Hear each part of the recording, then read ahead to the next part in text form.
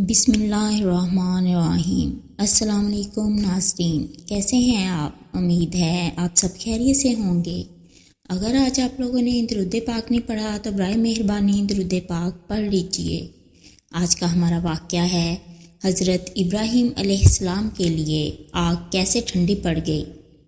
حضرت ابراہیم علیہ السلام کی قوم نے آپ علیہ السلام سے بتوں کی توہین کرنے پر انتقام لینے کے لیے آپ علیہ السلام کو جیسے ہی آگ میں ڈالا تو اللہ سبحانہ و تعالیٰ نے آگ کو فوراً حکم دیا، کہا آگ ابراہیم علیہ السلام کے لیے سکون اور سلامتی والی بن جا۔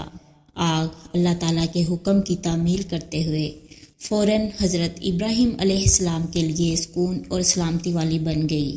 اس طرح اللہ تعالیٰ نے حضرت ابراہیم علیہ السلام کی حفاظت فرمائی اور آپ علیہ السلام کے خلاف قوم کی تیار کردہ سازش کو ناکام بنا دیا۔ فرمان الہی ہے۔ ترجمہ: ہم نے فرمایا اے آگ تو ٹھنڈی پڑ جا اور ابراہیم علیہ السلام کے لیے سلامتی والی بن جا، اور انہوں نے ابراہیم علیہ السلام کا برا چاہا لیکن ہم نے انہیں بری طرح ناکام بنا دیا۔ انہوں نے ابراہیم علیہ السلام کے خلاف ایک سازش کرنا چاہی تھی مگر ہم نے انہی کو نیچا دکھا دیا۔ آخرکار اللہ نے ابراہیم علیہ السلام کو آگ سے بچا لیا۔ بے شک اس میں ایمان والوں کے لیے بہت سی نشانیاں ہیں، چنانچہ وہ آگ آپ علیہ السلام کے لیے گلزار بن گئی، اور جانداروں میں سے جس نے بھی اس آگ کو جلانے میں تعاون کیا اللہ تعالیٰ نے اسے سخت سزا دی۔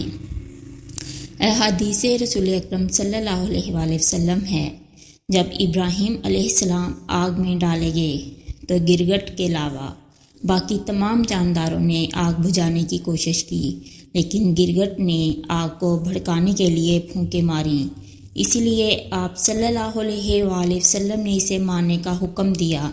گرگٹ کو جہاں بھی دیکھو مار دو، کیونکہ اس نے ابراہیم علیہ السلام کو جلانے کے لیے بھڑکائی گئی آگ کو تیز کرنے کے لیے پھونکے ماری تھیں۔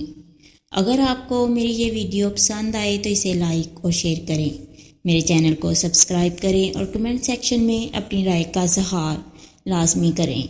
شکریہ۔